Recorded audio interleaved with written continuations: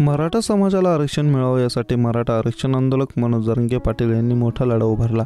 त्यांच्या आंदोलनानंतर राज्य सरकारने मराठा समाजासाठी स्वतंत्र आरक्षणाला मंजुरी दिली। मात्र मराठा समाजाला ओबीसी मधूनच आरक्षण मिळावं या मागणीवर मनोज जरांगे पाटील ठाम आहेत। आपल्या या मागणीसाठी त्यांनी पुन्हा एकदा उपोषणाला सुरुवात केली। त्यांच्या उपोषणाचा आज 4था दिवस आहे। याच दरम्यान त्यांची प्रकृतीबाबत मोठी बातमी समोर आली आहे। मनोज जरांगे पाटील यांच्या आमरण उपोषणाचा आज 4था दिवस आहे। गेले 3 दिवस जरांगे पाटलांची डॉक्टरांच्या पथकाकडून तपासणी करण्यात येत आहे, मात्र त्यांनी उपचार घेतलेले नाहीत। त्यामुळे जरांगे यांची प्रकृती आज 4थ्या दिवशी काहीशी खालावली आहे। राज्य सरकारने मराठा समाजाच्या सगळेसोयरे कायद्यासह इतर मागण्यांबाबत तातडीने कारवाई करावी, अन्यथा लोकसभेला यांची थोडी फजिती झाली। विधानसभा निवडणुकीत यांचे सगळे उमेदवार पाडून टाकू असा इशाराही जरांगे पाटलांनी दिला। दरम्यान जरांगे यांच्या उपोषणाचा 4था दिवस असून यांच्याशी चर्चा करण्यासाठी राज्य सरकारचं शिष्टमंडळ येतं की नाही हे पाहणं महत्त्वाचं ठरणार आहे।